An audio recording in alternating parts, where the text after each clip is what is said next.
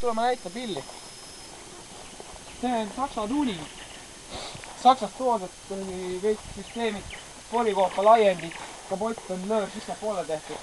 See on see kuradi tuuning mootoriga? Jah, siin nagu tegime seda esiotsa süsteemi, seda sai natukene ümber tehtud, et muidu nad lame. Kännuga tegite ümber? Jah. Klaas on tuuning.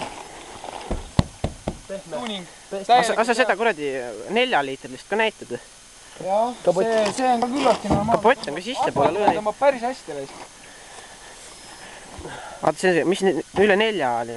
4,5. Mis te 300 kilovatti? 370. Et noh, ma ei tea, 27 tonniga ma annaks ära muidu sulle. Et nagu valu on ka all või?